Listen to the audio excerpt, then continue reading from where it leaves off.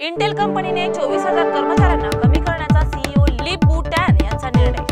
Hulu, एएलटीटी यासह 25 OTT ॲप्सवर केंद्र सरकारने अश्लीलतेमुळे बंदी घातली। विवाहित महिलेने प्रियकराच्या मदतीने पतीला विष देऊन मारलं, पोलिसांकडून दोघे अटकेत।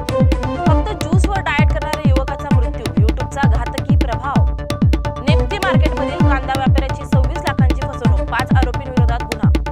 उद्योगपती संजय कपूर यांचा मृत्यू संशयास्पद, आईने केली सेबी चौकशीची मागणी। नवी मुंबईच्या रेशमा कंपनीला पहाटे लागली भीषण आग, सुदैवाने जीवितहानी नाही। रायगड जिल्ह्यात मुसळधार पावसामुळे महाड, पोलादपूर भागात शाळांना सुट्टी। छत्रपती संभाजीनगरमध्ये अंबादास दानवे यांची पत्रकार परिषद, भाजप शिवसेना वादावर टीका। प्रियकराच्या ब्लॅकमेलिंगला कंटाळून 19 वर्षीय तरुणीची आत्महत्या, आरोपी अटकेत। छत्रपती संभाजीनगरमध्ये पत्त्यांच्या क्लबवर पोलिसांचा छापा, अनेक जुगारी ताब्यात। पंतप्रधान मोदींची मालदीव दौऱ्यात रुपये 4,850 कोटींची मदत, संरक्षण करार, नवीन घरे भेट।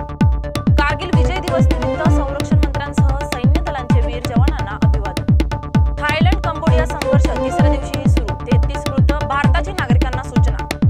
राज ठाकरे यांनी एमएनएसच्या पश्चिम मुंबईतील विभाग प्रमुखांची यादी जाहीर केली। छत्रपती